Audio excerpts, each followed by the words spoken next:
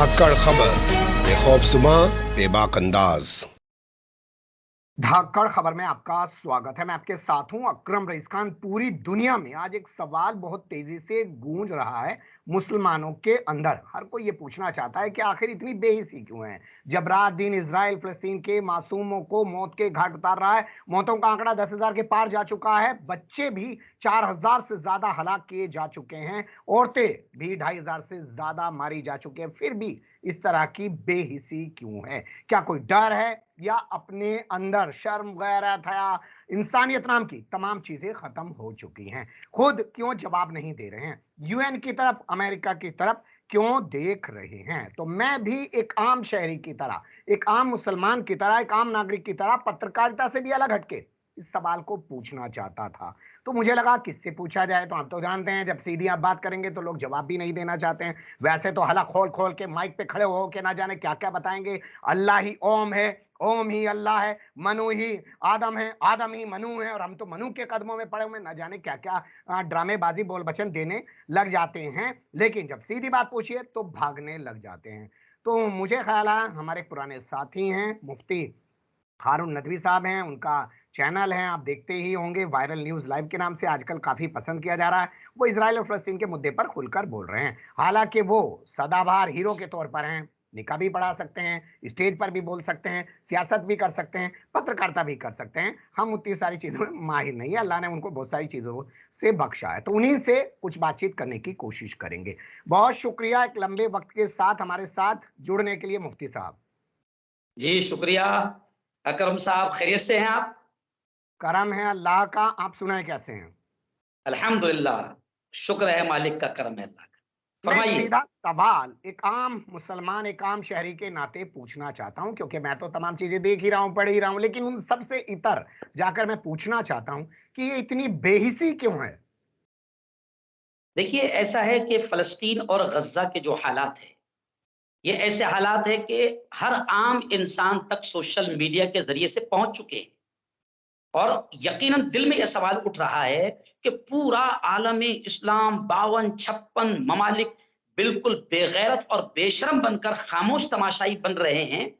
उसकी वजह ये है साहब, जहाँ तक मेरा अपना मुताला है, मेरी अपनी नज़र है, इस बेगैरती और बेशर्मी की वजह सिर्फ़ और सिर्फ़ सुपर पावर ताकतों का डर और खौफ है। और मफ़ाद परस्ती है, मफ़ाद परस्ती है। ये इस तरीके से इनको इज़राइलियों ने और यहूदियों ने और अमेरिका ने इनके पूरे मुल्कों को और मुल्कों के पूरे सिस्टम को जकड़ लिया है कि ये मरदूद बेगैरतों की तरह और बेशर्मों की तरह हज़ारों मासूम बच्चों की शहादत को देख रहे हैं, औरतों की शहादत को देख रहे हैं, हॉस्पिटल और स्कूलें और बाज़ार और अश-शिफ़ा जैसे खानों को तबाह होते देख रहे हैं, मगर ये बेगैरत सारे के सारे इस्लामी मुल्क खामोश है। इनके अंदर सिर्फ़ और सिर्फ़ एक डर है, जो इन्हें सता रहा है। चलिए, डर आपने कहा, लेकिन मैं डर से आगे जाकर बात करना चाहता हूं, क्योंकि कुछ लोग अपने आप को अमीरुल मोमिनीन साबित करने में लगे हुए हैं। बड़े बड़े टीवी सीरियल लॉन्च करा रहे हैं। 100 साल बाद फिर से तुर्की का वही साम्राज्य स्थापित करने की बातें की जा रही हैं। तो आप डर की बातें जो कर रहे हैं, वो अपने लिए तो दिखती नहीं है, आपस में भी तो खूब लड़ते हैं।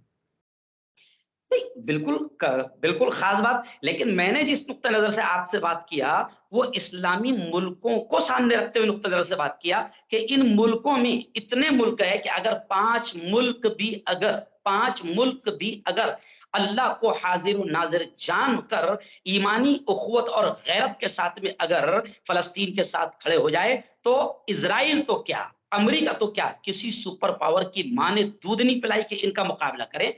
तो मैंने जो डर और खौफ की बात की, वो खास तौर से इस्लामी ममालिक को मद्देनजर रखते हुए बात की। जहां डर है वहां खुदा का खौफ तो होगा नहीं। खुदा तो दिल में होगा नहीं, और जब खुदा दिल में नहीं है, अल्लाह दिल में नहीं है, तो फिर क्या इन्हें मुसलमान कहना चाहिए?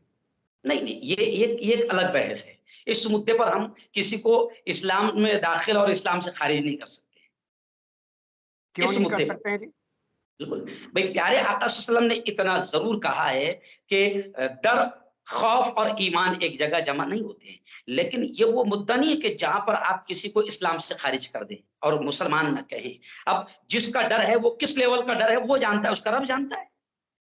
नहीं, आप लोग रात दिन खबरें कर रहे हैं और तमाम मुस्लिम दुनिया पे नजर भी रखते हैं, और आप का खासकर एक तबका जो उलमा का तबका है, वो रात दिन गुणगान करता रहता है, साहब कुवैत ने ये कह दिया, साहब सऊदी अरब में भारत के किसी मुद्दे को लेकर फला बातचीत हो गई है, तुर्की में ये बातचीत हो गई है। तो वो सब क्या फर्जी चीजें हैं? आप लोग क्या हवा बनाते हैं क्या? नहीं नहीं नहीं नहीं हम लोग या आप लोग का मसला नहीं है। हर अहले ईमान की जिम्मेदारी है कि वो इस पर अपनी ताकत के एतबार से बोले, काम करे। जहां तक कि अल्लाह का शुक्र है, मैं ये बात खुलकर कह सकता हूं कि अभी जैसे मैं एक आलिम दीन हूं, मैं एक मौलवी मुल्ला हूं, लेकिन इस तरीके से काम कर रहा हूं कि मेरा रब जानता है किस डेयरिंग से मैं काम कर रहा हूं। और मैं ये भी देख रहा हूं कि अल्हम्दुलिल्लाह कुछ हमारे उलमाए किराम बड़े बेहतरीन अंदाज में जो है वो फलस्तीन की हिमायत में, समर्थन में सड़कों पर भी उतरे हैं और मस्जिदों में भी बाकायदा कुनूत नाजिला से लेकर दुआएं भी कर रहे हैं, अपनी सकत और अपनी ताकत के एतबार से काम कर रहे हैं। चलिए बात डर को लेके करते हैं। डर ताकत का है कि डर अपनी कमजोरी का है? किस चीज का डर उन लोगों के जहन में बस गया है? क्योंकि वक्त से आंखें मिलाना तो मुसलमानों ने लंबे अरसे से छोड़ दिया है। इंटरनेट बनाएंगे तो अंग्रेज, यूट्यूब बनाएंगे तो अंग्रेज, फेसबुक बनाएंगे तो अंग्रेज, हवाई जहाज उड़ाएंगे तो अंग्रेज, तमाम चीजें बनाएंगे तो अंग्रेज। और मुसलमान तो सिर्फ या तो शादियां करने के लिए है या बच्चे पैदा करने के लिए। काहे का डर है? डर हर एक का अपना अलग अलग डर है साहब। आपके दिमाग में क्या डर है वो मैं नहीं समझ सकता हूं, मेरे दिमाग में क्या डर है वो आप नहीं समझ सकते हैं।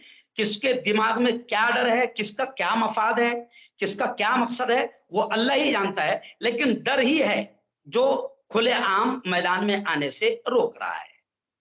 खुलेआम लेकिन मैदान इतना में अच्छा आने है, इतना अच्छा नहीं, लेकिन इतना अच्छा है कि हमारे मुल्क में जमहूरी तरीके से लोग इस डर को साइड में करते हुए, जैसा हमारे महाराष्ट्र की मैं बात करूं तो मैं खुदा का शुक्र अदा करते हुए कह रहा हूं कि महाराष्ट्र में हम आज ही रात में 8 बजे फलस्तीन के लिए मेरा एक बड़ा चौक है, यहाँ पर फलस्तीन के लिए मेरा बयान भी है और इज्तिमाई दुआ भी है, धरने भी है, आंदोलन भी है। अल्लाह का शुक्र है हम अपने एतबार से अपने मुल्क की जमहूरी निजाम को बरकरार रखते हुए फलस्तीन के समर्थन और हिमायत में बोल रहे हैं, काम चलिए कर रहे अच्छी हैं। बात है, ऊपर वाला आपको हिम्मत दे और आप कर रहे हैं। लेकिन यहाँ सवाल ये पैदा होता है कि जब अमेरिका, लैटिन अमेरिका का चिली, कोलंबिया, लिबाविया, ये तमाम देश जो हैं ताल्लुकात खत्म कर सकते हैं इजराइल से और अपने सफीरों को वापस बुला सकते हैं और इजराइल के सफीरों को भगा सकते हैं, तो फिर जो ये अगल बगल में तमाम लोग बैठे हैं जिनके ऊपर भारत के मुसलमान मुंह धोए रखते हैं, हमारे 56 मुल्क हैं, हमारे 57 मुल्क हैं, इन्हें तो कुछ करना चाहिए था।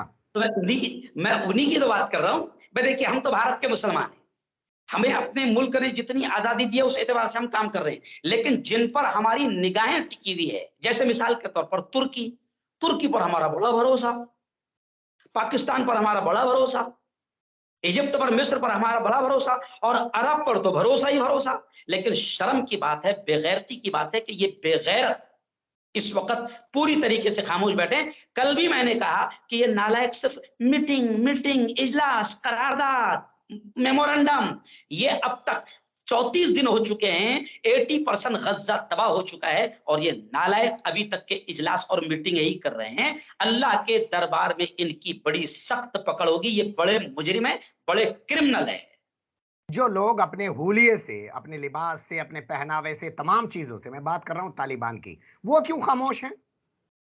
हाँ, अब उनका भी मकसद क्या है? ताज्जुब, हम खुद ताज्जुब कर रहे हैं। मैं खुद एज ए मुफ्ती होने के मैं खुद ताज्जुब कर रहा हूं कि 20 साल तक जिन्होंने लड़कर अमेरिका को नाको चने चबाया और अमेरिका जैसी सुपर पावर ताकत को चूहों की तरह, बुजदिलों की तरह वहां से 20 साल के बाद झुंझुना उनके हाथ में आया और निकलना पड़ा। अफगानिस्तान और तालिबान आखिर अहले ईमान के पर होने वाले जुल्म पर क्यों खामोश है? इसका भी सिर्फ इतना ही मुझे लगता है कि कहीं ना कहीं इनके मफादात बड़े पैमाने पर अमेरिका और इजराइल से जुड़े हुए हैं, जो उन्हें मुंह भी खोलने नहीं दे रहे हैं। यानी कि अमेरिका ने उनको थाली में परोस के दे दिया कि भाई हम जा रहे हैं, अब तुम मजे करो। क्या सिर्फ ये कहकर के मुस्लिम ममालिक कुछ नहीं कर रहे हैं तो इससे ही खाना पूर्ति की जा सकती है, या ये भी कहा जा सकता है कि हमास ने कर ही कुछ ऐसा दिया है इसलिए मुस्लिम ममालिक हमास के हक में बोल ही नहीं पा रहे हैं और हमास की वजह से बेचारे फिलिस्तीनियों को मरना पड़ रहा है? भाई देखिए, हमास ने कर क्या दिया और जुल्म किया और गलत किया, इससे हमको कोई लेना देना नहीं। हमको इतना तो नजर आ रहा है कि मासूम मारे जा रहे हैं, बच्चे मारे जा रहे हैं, औरतें बुजुर्ग मारी जा रही है। हमास ने क्या गलती किया कि नहीं किया वो जाने। लेकिन अगर मासूम मारे जा रहे हैं तो दुनिया की तमाम ताकतों को, तमाम मुल्कों को बोलने का, लड़ने का हक है और हम्म। बोलना चाहिए। चलिए, मैं और बात को मजलूम। छोटा करूंगा, आपका वक्त ज्यादा नहीं जी लूंगा जी क्योंकि आपको जी जाना भी है। लेकिन जी। आज क्योंकि अल्लामा इकबाल की यौम विलादत है और वो कहते हैं कि नहीं तेरा नशेमन कसरे नशेमन। सुल्तानी के गुंबद, नहीं तेरा नशेमन कसरे सुल्तानी के गुंबद पर तू शाहीन है, बसेरा कर पहाड़ों की चट्टानों पर। सैकड़ों साल पहले वो कह रहे थे कि मुसलमान सोया हुआ है। क्या आज भी मुसलमान सोया हुआ है? जी, आज तो यूं समझिए कि सोया हुआ तो उन्होंने उस जमाने में कहा था, आज तो ये मुर्दा है। हम्म। मुर्दों की तरह, बेहिस्सों की तरह जिंदगी गुजार रहा है। कहते हैं ना कि सोए हुए को जगाना आसान है, हम्म। मुमकिन है, लेकिन इस तरीके से जो मरे हुए इनको जगाना बड़ा मुश्किल है। बल्कि मैं हम्म। तो ये कहूंगा, एक जुमला हम्म। कहकर अपनी बात को खत्म करूंगा। जो हम्म। इससे पहले बाकायदा किसी नजमुद्दीन साहब ने, जो तुर्की के गालिबन प्रेसिडेंट रहे, उन्होंने हम्म। कहा था कि हम्म। आज दुनिया के 1.5 अरब मुसलमान अगर हम्म। 80 लाख इजरायलियों को खत्म करने के लिए अबाबिलों का इंतजार कर रहे हैं, हम्म। कसम खुदा की अगर आज अबाबिल आए तो वो हम्म। यहूदी और इजरायलियों को पत्थर नहीं मारेंगे, वो मुसलमानों को पत्थर मारेंगे। वो मुसलमानों को पत्थर मारेंगे। आपने खैर खुल के बोलते हैं और तमाम चीजें भी अपनी खबरों के जरिए रखते रहते हैं, लेकिन यहाँ सवाल ये पैदा होता है कि पिछले 20-30 साल में मुसलमानों में बहुत लोग पढ़े हैं, धार्मिक मामले में पढ़े हैं और दुनियावी मामले में पढ़े हैं, फिर भी आप कह रहे हैं कि मुसलमानों में सोए की जगह मुर्दे हो चुके हैं लोग। नहीं, नहीं, इसकी वजह यह है कि मौत का डर और माल की मोहब्बत। और हमारे प्यारे आका सल्लल्लाहु अलैहि वसल्लम ने ये कहा था कि जिस दिन वहन वहन मुसलमानों में आ जाएगा तो फिर दुनिया की तमाम कौमें इन पर हमला आवर होगी। साहबा ने पूछा, हुजूर वहन क्या है? तो प्यारे हम्म। नबी सल्लल्लाहु अलैहि वसल्लम ने फरमाया था कि वहन माल की मोहब्बत और मौत का डर है। इनको हम्म। माल की मोहब्बत का आदी बना दिया गया, इनको अय्याश और ऐश परस्त बना दिया गया। जैसे हम्म। अल्लामा इकबाल ने कहा था कि तेरे सूफे हैं अफरंगी, तेरे काली है ईरानी, लहू मुझको रुलाती है जवानों की तन आसानी। तो ये तन हम्म। आसान और ऐश परस्त बन गए हैं, और हम्म। ऐश परस्त बन गए तो मौत का डर इनके दिलों में आ गया है, इसलिए हम्म। मैदानों में निकलने की हिम्मत अब ये नहीं कर रहे हैं। ठीक है, चलिए, बहुत शुक्रिया क्योंकि आप हड़बड़ी में हैं और भागम भाग आपकी जान को है, आपने वक्त दिया, बहुत शुक्रिया। हालांकि बहुत सारे सवालात अभी भी बाकी रह गए, फिर आपके साथ कनेक्ट होने की कोशिश। इंशाल्लाह फिर मुलाकात करेंगे।